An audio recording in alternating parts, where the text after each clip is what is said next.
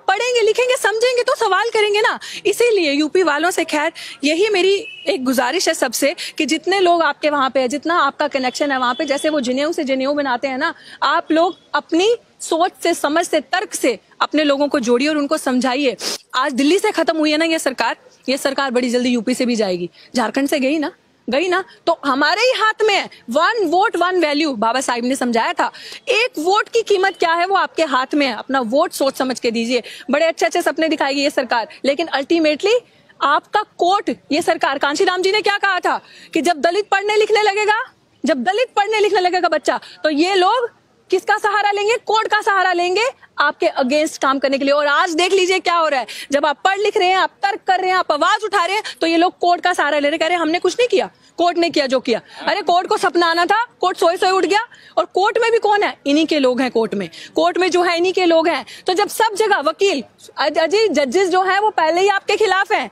जज तो चाहता है आप कुछ लेकर आए, आपके अगेंस्ट फैसला लें। जो जज है वो ऑलरेडी आपके, क्योंकि सब मनुवादी विचारधारा के, वो हिंदुस्तान का, बाबा साहिब का संविधान पढ़ के नहीं आते कोर्ट में। वो कसम जरूर खाते, लेकिन रोज मनु का संविधान पढ़ के वो कोर्ट के अंदर आते हैं। तो वो आपके खिलाफ है। इसलिए बड़ा जरूरी है पढ़ना, अपने लोगों को आगे लेकर आना। आपके लोग, आप में से वकील बने, जज बने, जब आपके लोग सामने आएंगे तो सवाल करेंगे और ऐसी सरकार को हराएंगे।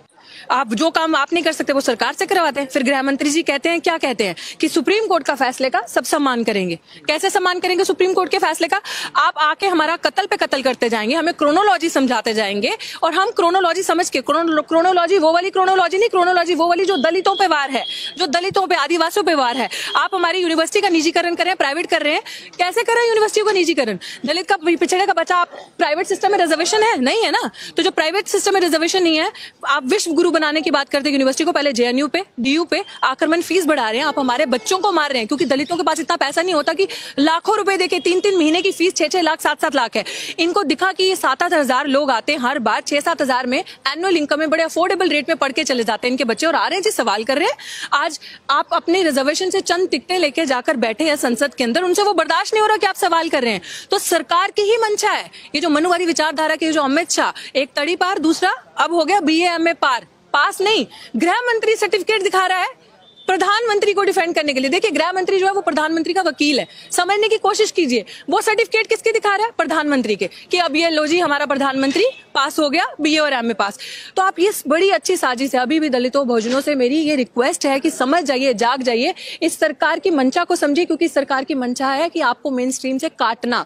अगर आप अभी नहीं समझे, क्योंकि वो प्रूव करेंगे कि आप लोग वोट देते हैं, वो प्रूव करेंगे इस चीज को कि हमारी सरकार ऐसे नहीं बनती। देखिए आपने हमें वोट दिया है, आप लोग काहे वोट देते हैं? क्यों अपना वोट खराब कर